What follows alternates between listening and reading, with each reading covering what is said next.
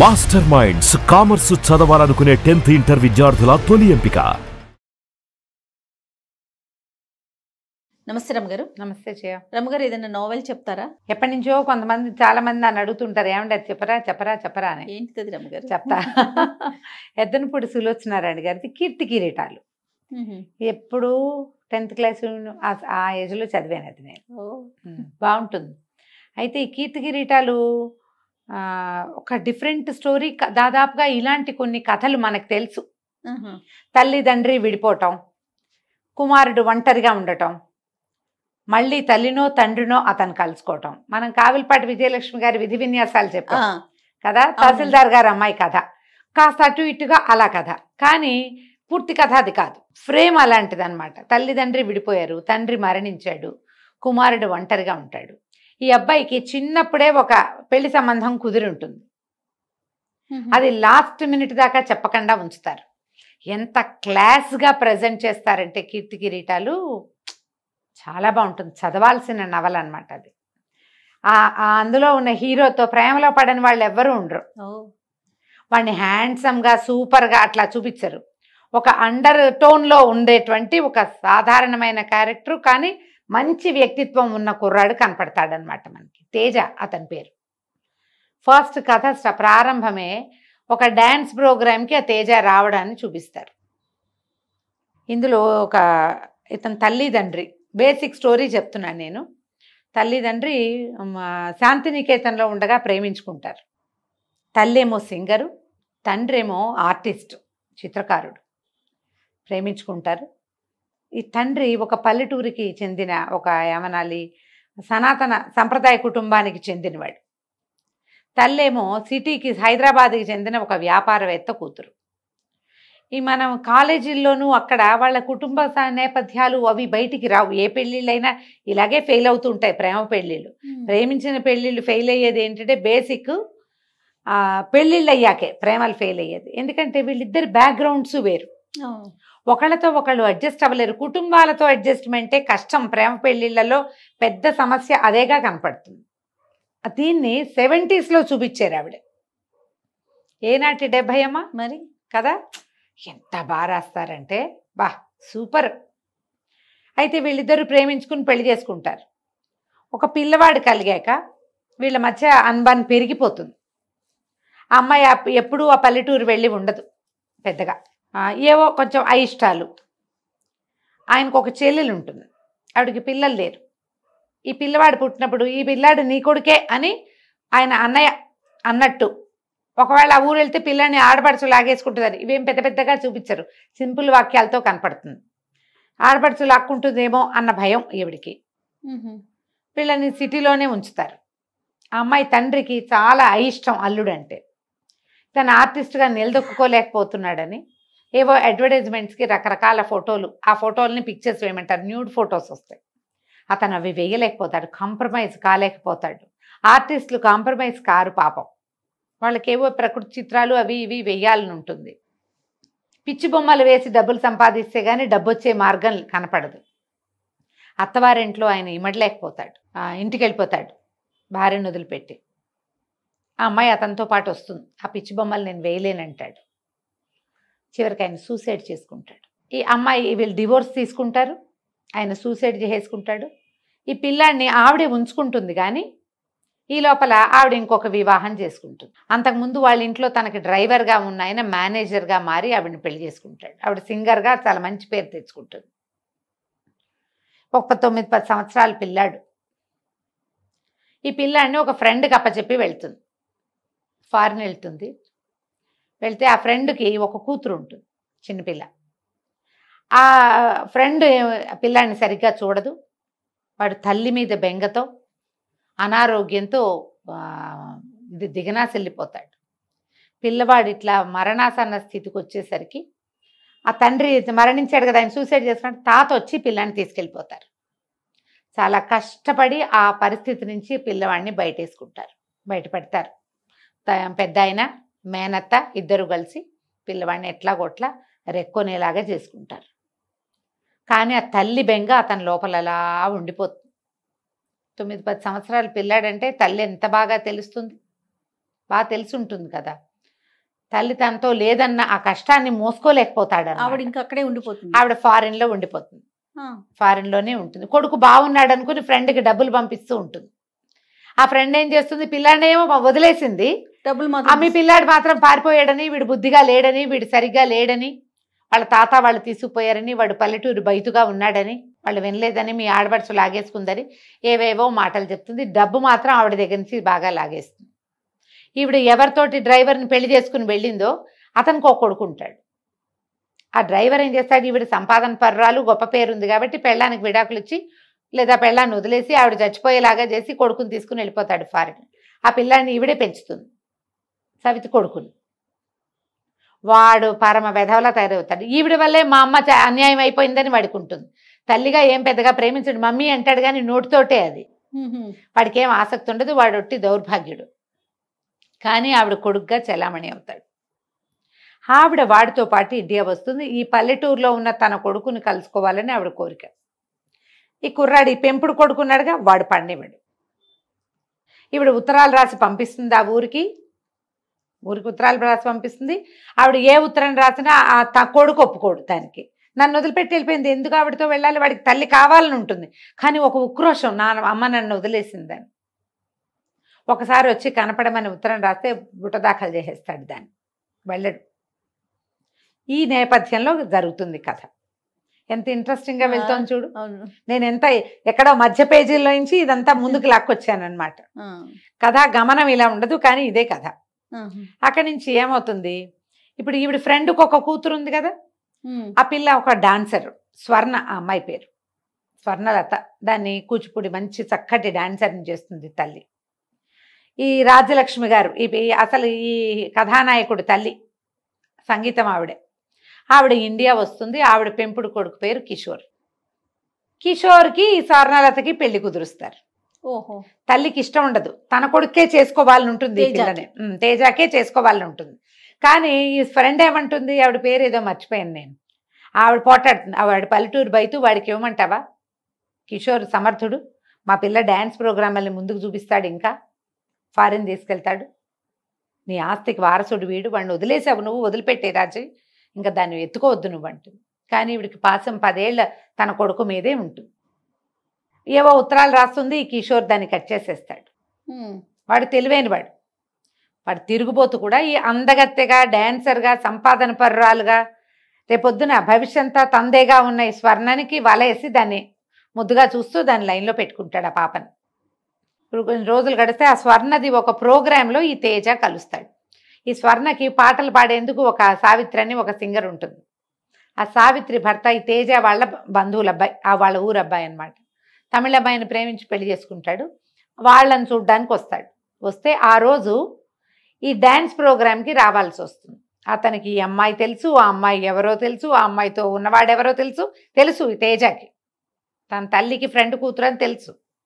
ఆ డ్యాన్స్ ప్రోగ్రాంలో ఏదో పెద్ద గలభాయి ఈ పిల్లని రక్షిస్తాడు, ఈ డాన్సర్ అమ్మాయిని తనే రక్షిస్తాడు. నేను జాగ్రత్తగా తీసుకొచ్చి దిగబెట్టిస్తాడు. ఆ రోజున ఏమవుతుంది, అమ్మాయి చెవి జూకా ఒకటి ఇతను చొక్కాకి పట్టుకుని ఉండిపోతుంది. మర్నాడు వీళ్ళంతా మాట్లాడుకుంటారు, ఆ జూకా ఇస్తారు వెనక్కి, ఇతనే నన్ను రక్షించాడని ఆయనతో ఫ్రెండ్లీగా మాట్లాడుతుంది అమ్మాయి. తర్వాత ఏదో ఊరెళ్తూ వీళ్ళు మధ్యదారిలో కొండపల్లి ఈ ఊరుగా చూపిస్తారు. విజయవాడ దగ్గర ఉన్న మన కొండపల్లి బొమ్మలు తయారు చేయటం, లోపల ఒక చిన్న ఏమంటారు, మన ఆటవికులు అనకూడదు, ఇలా బోయలు ఆటవికులు కాకుండా వీళ్ళు ఉంటారు, పల్లెటూరు వాళ్ళు లోపల ఊళ్ళలో ఉంటారు కదా, బొమ్మలు తయారు చేసేవాళ్ళు. ఆ జాతి ఒక చిన్న తెగ మనుషులు, అవి చూపిస్తారు.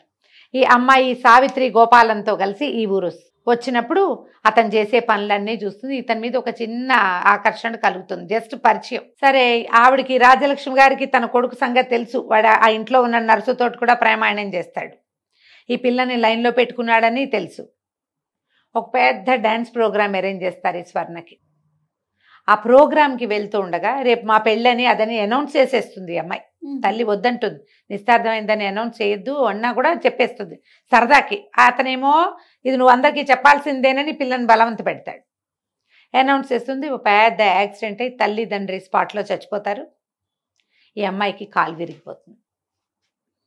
డ్యాన్స్ ప్రోగ్రాము, ఫారిన్ ట్రిప్పు అన్నీ రెడీగా ఉన్నాయి. ఏమీ లేకుండా మొత్తం అప్ సైడ్ డౌన్ అయిపోతుంది. తల్లి గొప్పల కోసం చేసిన రకరకాల అప్పులతో ఆస్తి ఇల్లు జప్తయిపోతాయి. ఈ అమ్మాయి మూలబడిపోతుంది. ఎవరో పింతల్లి ఇంటికి చేరుతుంది. అంతకుముందు అద్భుతమైన డాన్సర్గా అపురూపమైన బంగారు తెలాకలాగా ఉన్న పిల్ల మంచాన పడిపోయి వాళ్ళు ఎవరింట్లోనో చేరిపోతుంది. తల్లిదండ్రులు చచ్చిపోయారు. ఈ కిషోర్ ఏమో ఈ అమ్మాయి ఎప్పుడైతే కాలు విరిగిందో ఇంకా ఇది అన్ఫిట్, ఇది పనికిరాదు, మనకి డ్యాన్స్ చేయలేని అమ్మాయి ఇంకెందుకు, అదేం సంపాదిస్తుంది, వాళ్ళ అమ్మ దగ్గర ఏం లేవు, తన తల్లి దగ్గర కూడా రానివ్వడు అమ్మాయిని. ఆ ఎవరింట్లోనో ఉన్న అమ్మాయి కోసం ఈ తేజ వస్తాడు, ఆ స్వర్ణ కోసం. ఆ అమ్మాయి ఉన్న పరిస్థితి చూసి అమ్మో ఇది చాలా దుర్భరంగా ఉందని వాళ్ళ పిన్నికి ఏదో కొంత డబ్బులు ఇచ్చి ఈ పిల్లని తీసుకెళ్తాడు తనతో పాటు. ఊళ్ళో పెట్టుకుంటాడు. అక్కడ ఏసోబని ఎవరో ఉంటారు, ఒక లోకల్ వైద్యుడు ఒకరిని పిలిచి రోజు పాదం మసాజ్ చేయటం, మొత్తానికి ఆ అమ్మాయిని నార్మల్ చేస్తాడు. ఈ లోపల వాళ్ళ మేనత్త ఆవిడ వస్తూ ఉంటుంది, కాత్యాయిని అని ఒక క్యారెక్టర్ చూపిస్తారు. ఆవిడ తెలుసుకుంటుంది ఈ పిల్ల ఆవిడ కూతురు, వాళ్ళ అమ్మకి ఫ్రెండ్ కూతురు అని. ఆవిడ కోసం దానికోసమే చేసావా అని మేనల్లుని తిడుతుంది, కానీ ఆ పిల్లని చూసేసరికల్లా మాట్లాడలేకపోతుంది. చక్కటి పిల్ల, పాపం దానికి అన్యాయం అయిపోయింది, అమ్మ నాన్న లేరు, ఈ కాలు విరిగిపోయింది, నా కాలు తగ్గాక వెళ్ళిపోతానండి అంటుంది. అమ్మాయి ఏమి ఇతనితో ప్రేమలో పడదు, ఆపేక్షగా ఉంటుంది అంతే. వీడు మొదటి రోజు నుంచి ఆ పిల్ల మీద ఇతనికి ఆకర్షణ ఉందని ఎలా చూపిస్తారంటే ఒక నీడలాగా కనపడుతుంది అనమాట. తన దగ్గరికి రానివ్వడు, కానీ అతనికి అమ్మాయి అంటే ఇష్టమని మనకు మొదటి రోజు మొదటి వాక్యం నుంచే అర్థమవుతుంది. ఏ ఆపేక్షతో ఆ పిల్లని అంత దగ్గర చేస్తున్నాడు అనేది మనకి ఎక్కడా అర్థం కానివ్వరు. ఎంత టెంపో మెయింటైన్ చేస్తారంటే కథలో, చదివి తీరాలు చేయాలి దాన్ని. ఎన్నిసార్లు చదివినా నాకు ఒక టెంపో కనపడుతుంది. ఇది మనకు తెలిసిన కథే అనిపించదు, సులోచనారాణి గారు రాసే స్టైలే అలాంటిది. ఇది మనకు తెలుసు, మనం చదివేసాం ఆల్రెడీ, కానీ మళ్ళీ చదువుతుంటే ఇదొకటి, మీనా ఒకటి, జీవంతరంగాలు, సెక్రటరీ, శ్వేత గులాబీ, ఒకదానికి మించి ఆరాధన, ఇవన్నీ కూడా మనకి తెలిసినా సరే, అంటే నేనే అలా లొంగుతానో అందరూ అలా లొంగుతారో నాకు తెలీదు, ఎక్కడో నొప్పి పుట్టే ఒక సంఘటనకి అబ్బా అనిపిస్తుంది ప్రతిసారి. ఆ టెంపో, ఆ జిగి అట్లా మెయింటైన్ చేస్తారు, చాలా బాగుంటుంది. అయితే ఈ అమ్మాయి మళ్ళీ నార్మల్ అవ్వటం, ఇంత లోపల ఏమవుతుంది, ఈ రాజలక్ష్మి గారికి ఈ పిల్లి ఇక్కడ లేదని అదని తెలిసిపోతుంది. వాడేం చేస్తాడు ఈ కిషోరు, ఈవిడే ఈ తనకి ఆస్తి ఇవ్వదేమోనని ఎక్కడో ఒక పల్లెటూరులో పెడతాడు. ఒక నర్సుని కాపలా పెడతాడు ఆవిడికి. ఆవిడ కొంచెం మతిపోయిన నిద్రమాత్రలు వేయించేస్తాడు. ఓహో. అయితే ఒక డ్రైవర్ ఉంటాడు, మొట్టమొదట ఉత్తరం ఇవ్వడానికి వెళ్ళిన వాడనమాట. అదే మనకి ఫస్ట్ సీన్ చూపిస్తారు. ఈ డ్రైవర్ కారు లోపలికి రావటం, కొండపల్లి ఊళ్ళోకి రావటం, ఆ ఉత్తరం ఇవ్వటం, ఆ ఉత్తరం తను చింపేసి పక్కన పడేయటం, అది ఫస్ట్ సీన్ అదే అనమాట. ఆ డ్రైవరు ఎట్లాగో ఈవిడ్ని చూస్తాడు. చూసి అమ్మ ఇదేమిటి ఈవిడ ఇట్లా ఉంది, ఎందుకు ఇలా ఉంది అంటే, అక్కడ ఒక ఉత్తరం ఇవ్వు, నన్ను రక్షించు వీళ్ళ దగ్గర నుంచి అని బంగారు గాజు తీసి చేతిలో పెట్టింది, చేతుకున్న గాజు. దాంతో పాటు పట్టుకెళ్తాడు ఉత్తరం కొడుకు దగ్గరికి. ఇంతలో ఏమవుతుంది, ఈ అమ్మాయి ఎప్పుడైతే కాలు నార్మల్ అయిపోతుంది, మళ్ళా డ్యాన్స్ ప్రోగ్రామ్ అరేంజ్ చేస్తాడు తేజ. ఎవరో స్పాన్సర్లు వస్తారు. ఎప్పుడైతే ఈ అమ్మాయి నార్మల్గా డ్యాన్స్ చేయగలదు అని తెలిసిందో కిషోర్ వచ్చేస్తాడు అమ్మాయి దగ్గరికి. అంతా నేనే చూసుకున్నాను, తేజాన్ని పక్కకు తోసేస్తాడు. ఇది ఈ అమ్మాయి నాది, మా ఇద్దరికి వాగ్దత్త, మా ఇద్దరం నిస్తార్థమైన వాళ్ళం అన్న సినిమా ఇప్పిస్తాడు. తనకి ఏం చేయాలో తెలియదు, తప్పుకుంటాడు. ఇంకా ఆ చీదర భరించలేడు. ఆ కిషోర్ని చూస్తేనే అయిష్టంగా ఉంటుంది. ఈ పిల్ల ఏం చేస్తుంది, ప్రోగ్రామ్ అవగానే పారిపోతుంది అక్కడి నుంచి, అయిపోతుంది. ఈ అమ్మాయిని ఇన్ని రోజులు ఉంచుకుంటాడు కదా, ఆ మేనత్త పెళ్లి సంబంధాలు తెస్తూ ఉంటుంది, ఇతను వద్దంటూ ఉంటాడు. ఆ పిల్లని మనసులో పెట్టుకునే వద్దంటున్నావు నువ్వని ఆవిడ పోటాడుతుంది. నీ ఇష్టం, ఈ ప్రోగ్రామ్ ఏదో వదిలేసేయని, చేసేయని, తర్వాత నువ్వు ఏ సంబంధం కుదిరిస్తే ఆ సంబంధం చేసుకుంటానని చెప్తాడు మేనత్త. దాంతో ఆవిడ ఉత్తరం రాస్తుంది, నీ పెళ్లి కుదిర్చాను, వచ్చి పెళ్లి చేసుకో అని.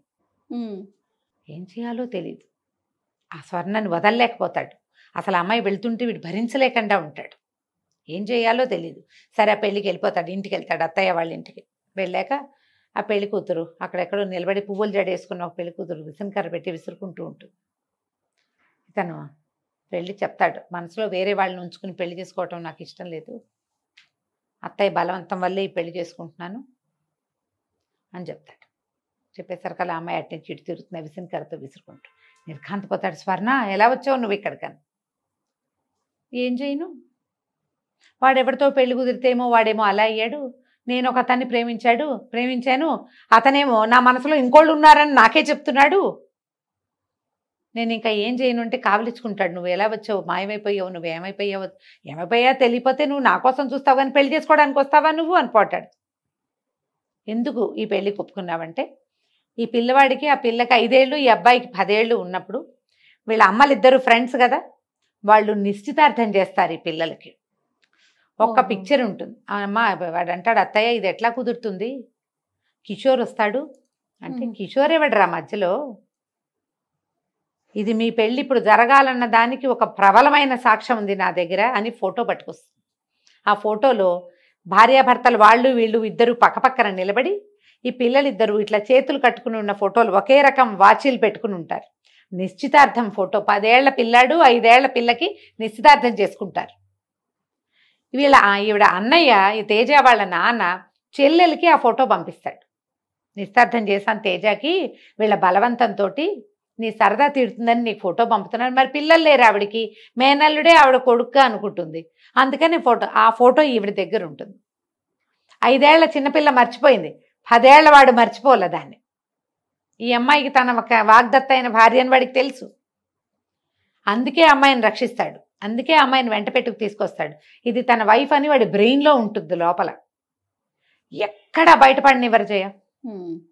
ఒక్క చోట కూడా ఆ మాట అతను ఎక్కడా చెప్పడు. ఇది ఎటుపోయి ఎటు వస్తుందో అతనికి తెలియదు. వీళ్ళిద్దరూ స్నేహంగా ఉండటం, ఆపేక్షగా ఉండటం, ఒకళ్ళ కోసం ఒకళ్ళు అన్నట్టుగా ఉండటాన్ని చూపిస్తారు. మధ్యలో అమ్మాయి నువ్వు నన్ను రక్షించావు, నువ్వు నా పాలిట దేవుడివి అంటుంది, కానీ నువ్వంటే నాకు ప్రేమ, నువ్వు లేకుండా నేను బతకలేనని అమ్మాయి అందు. కానీ అది ఫీలింగ్ ఉంది లోపల. ఎప్పుడైతే తను కిషోర్ తన దగ్గరకు వచ్చాడో అమ్మాయికి అర్థమవుతుంది, నేను కిషోర్ని భరించలేను, నాకు తేజయ్య కావాలని అర్థమవుతుంది. ఈ పెళ్లి హడావిడ అవుతుండగానే ఆ డ్రైవర్ వస్తాడు, వచ్చి ఈవిడికి చెప్తాడు, అమ్మాయికి చెప్తాడు, అమ్మగారి పరిస్థితి ఏమీ బాగుండలేదు, ఆవిడ హాస్పిటల్లో ఉంది, చచ్చిపోయేలాగా ఉంది, ఆ ఉత్తరం ఇచ్చిన ఆయన అబ్బాయిని చూడాలని అడుగుతోంది, ఒకసారి కంటితో చూస్తే ఆవిడ చచ్చిపోతుంది అనేసరికి ఏం చేస్తుంది ఈ అమ్మాయి అడుగుతుంది, ఒకసారి రా మా ఆంటీని చూడు నువ్వు అని.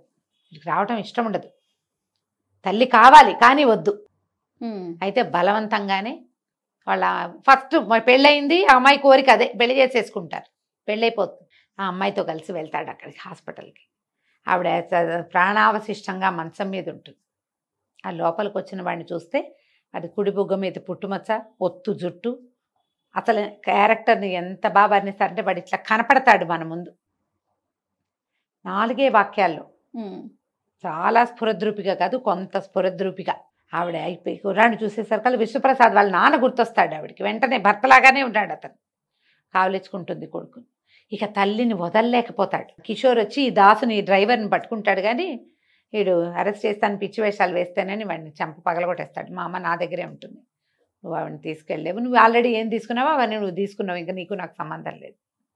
తల్లిని వెంట పెట్టుకుని తీసుకెళ్ళిపోతాడు. ఆవిడికి అత్యంత ప్రియతమ కుమారుడు, ఆవిడకి ఎంతో ఇష్టం ఆ ఫ్రెండ్ కూతురు, ఆ బొమ్మలా ఉండే పిల్ల, అందుకని ఆ పిల్ల నాకే కావాలని నిశ్చార్థం చేసుకుంటుంది. ఆ పిల్లనే చివరికి తన కొడుకు పెళ్లి చేసుకుంటాడు. వాళ్ళిద్దరూ కలిసి ఈవిడ్ని తీసుకెళ్ళిపోతారనమాట. రకరకాల క్యారెక్టర్స్ వస్తాయి. వీళ్ళింట్లో ఒక పనివాడు కుర్రాడు, ఓ వంట చేసే ఆవిడ, తర్వాత సావిత్రి గోపాలం, ఒక సింగర్ ఆవిడ, అతను అమ్మాయి భర్త, వీళ్ళిద్దరూ. అక్కడి నుంచి ఈ పల్లెటూరు వీళ్ళ తాతగారు క్యారెక్టర్ కూడా చూపిస్తారు. ఆయన కాశీయో ఎక్కడికో వెళ్తారు, చివర్లో వచ్చినట్టు తాతయ్య వస్తున్నాడు, అక్కడక్కడ తాతయ్య క్యారెక్టర్ తక్కువగా కనపడుతుంది, కానీ ఆ తాతగారి ప్రభావం ఈ కుర్రాడి మీద ఉంటుంది. ఆయన క్షమించాలి తల్లిని అని చెప్తూ ఉంటారు. ఈ అబ్బాయికి ఇష్టం ఉండదు, నన్ను వదిలేసి వెళ్ళిపోయింది అనిపిస్తుంది. పిల్లలకు ఒక ఉక్రోషం ఉంటుంది కదా, తల్లి అంటే అమిత ప్రీతి, అట్లని అలా కోపం, కష్టం, నన్ను వదిలేసింది, ఓర్చుకోలేని తనం, ఆ 2 కనపడతాయి క్యారెక్టర్లో. చాలా మందికి సహాయం చేసే, బుద్ధిమంతుడైన, ఎక్కువ మాట్లాడని, సమర్థుడైన వ్యాపారి, అలాంటి గుణాలు కలిగిన కుర్రాడుగా చూపిస్తారు. చాలా అండర్టోన్, తక్కువ మాట్లాడతాడు, ఎక్కువ మాట్లాడినట్టుగా అలా కనిపించడు. మేనత్త పట్ల బాగా ప్రీతి, ఇంట్లో పని వాళ్ళ పట్ల ప్రీతిగా ఉండటం, ఎవరైతే పనులు చేస్తారో వాళ్ళందరితోటి చాలా బాగుండటం, అసలు రఫ్గా ఒక్క సెంటెన్స్ మాట్లాడినట్టు కనపడదు ఎక్కడ. చక్కగా తీర్చిదిద్దారు. బ్రహ్మాండమైన క్యారెక్టర్. ఆ స్వర్ణ బబ్లీగా ఉత్సాహంగా ఉండే ఒక క్యారెక్టరు. ఆ అమ్మాయి పరిస్థితులకు ఎట్లా దొరికిపోయింది, తనకు ఆలంబనగా ఉన్న వాళ్ళతో ఎంత చక్కగా బిహేవ్ చేస్తుందో అది కనపడుతుంది క్లియర్గా, బాగా కనిపిస్తుంది. తండ్రి క్యారెక్టర్ ఏం లేదు, కాసేపే. రాజలక్ష్మి గారు ఎట్లా పరిస్థితుల వల్లే ఆవిడకి భర్త అంటే అయిష్టం కాదు, పరిస్థితులతోటే ఎలా అయిపోయింది. తన తండ్రి ఒక పని మనిషిని పంపిస్తారు ఈ పిల్లాడితో పాటు ఊళ్ళో ఉండడానికి. అది ఎంతసేపు వీళ్ళు మంచివాళ్ళు కాదని అట్లా అని పిల్లవాడికి నూరు పోస్తుంది. దాంతో మేనత్త దగ్గర తాత దగ్గర ఉండటానికి కూడా మొదట ఇష్టపడ్డు. వాడికి వేరే దారి లేదు, తల్లి లేదు, ఎవరింట్లోనో ఉన్నాడు. దాంతో అనారోగ్యంతో జ్వరము, పిల్లాడు కలవరింతలుగా అట్లా ఉన్నాడని ఇక వాళ్ళు పెంచుకుంటారు నిదానంగా. అతని క్యారెక్టర్ని బిల్డ్ చేసుకొస్తారు, చక్కగా ఉంటుంది. కీర్తి కిరీటాలు చదవండి తప్పకుండా అండి. పుస్తకం కొనుక్కొని చదివి బుక్ని మీ తాలూకు ఏమంటారు లైబ్రరీలో పెట్టుకోండి. అప్పుడప్పుడు చదువుకోవడానికి చాలా అంటే చాలా చాలా చాలా బాగుంటుంది. యాక్చువల్గా మామూలుగా నేను చెప్తుంటాను, మల్లాది వెంకటకృష్ణమూర్తి గారు నాకు హార్ట్ ఫేవరెట్. ఎద్దనపూడి సులోచనారాణి గారివి కొన్ని కథలు చాలా ఇష్టం, నాకు బాగా చదువుతాను. మళ్ళీ మళ్ళీ మళ్ళీ మళ్ళీ చదువుకుంటాను జయ నేను. ఏంటో చదువు బాగుంటుంది నాకు. అయితే మల్లాది గారితో మాట్లాడినప్పుడు ఆయన చెప్పారు ఆయన ఫేవరెట్ రైటర్ అట వీరు. ఓహో అని చెప్పారు ఆయన నాకు ఫోన్లో. నా ఫేవరెట్ రైటర్, చాలా స్టైలిష్గా రాస్తారు. అవును, ఆ మాట నిజం. అసలు క్యారెక్టర్ని మనకి బిల్డ్ చేసి చూపిస్తారు, కళ్ళకి కట్టినట్లు. కళ్ళకి కట్టినట్టే. ఈ అబ్బాయితో ప్రేమలో పడకుండా ఉండలేం మనం. వాడు ఒక అద్భుతమైన వ్యక్తిగా కనపడతాడు మనకి. అలాగని ఏమిటోగా చూపించరు, బ్రీఫ్గా క్లీన్గా సున్నితంగా అందిస్తారు. ఆ సున్నితమైన తేజాని చూడండి. గుంటూరు కారం ఇదేనా ఆ సినిమా రివ్యూస్ అప్పుడు కీర్తి కిరీటాలని తీశారు అని చాలా మంది రివ్యూలో కొంతమంది రాశారు. ఆ కథ అసలు దానికి దీనికి పోలికే లేదు. నేను చూసి దానికోసమే నాకు నెట్ఫ్లిక్స్ లేదు. యాక్చువల్గా నెట్ఫ్లిక్స్ వేసుకున్నాను ఆ గుంటూరు కారం చూడడం కోసం, ఎలా చేశారో చూద్దామని. ఏం లేదు, దానికి దీనికి పోలికే లేదు. మేనత్ ఉంది, అమ్మ నుంచి సెపరేషన్ ఉంది, అమ్మ అంటే ప్రేమ ఉంది. బేసిక్ అమ్మని భరించలేడు, కావాలి, ఆ రెండూ ఉన్నాయి. అంతే తప్పిస్తే ఇందులో చూపించిన క్యారెక్టర్కి అసలు ఆ రఫ్నెస్కి ఈ తేజ ఒరిజినల్ క్యారెక్టర్, కథలో ఉండే క్యారెక్టర్ హస్తిమస్కాంతరం కదా వేరు, ఇది వేరు, పూర్తిగా వేరే. దానికి దీనికి ఏం సంబంధం లేదు. ఒక బేసిక్ ఫ్రేమ్లో ఒక్క ముక్కని మాత్రం తీసుకున్నారు, అదేలేండి, ఒకటే ముక్క. అసలు ఈ కథలో తండ్రే కనపడ్డు మనకి. తండ్రి క్యారెక్టరు లేటెస్ట్ వ్యవహారాల ప్రకారం తాగుబోత్తనాలు, తాగేస్తూ ఉండడాలు అసలు అక్కడ లేనే లేవు. కాబట్టి దాంతో పెట్టుకోవద్దు. ఇది అదేనని మీరేమైనా ఫేస్బుక్లో చదువుకుంటే పొరపాటును కూడా అలా అనుకోకండి. కీర్తి కిరీటాలు వేరు, కీర్తి కిరీటాలు పూర్తిగా వేరు. హ్యాపీగా కీర్తి కిరీటాలు కొనుక్కొని చదువుకోండి తప్పకుండా అండి. నమస్తే. నమస్తే చెఫ్.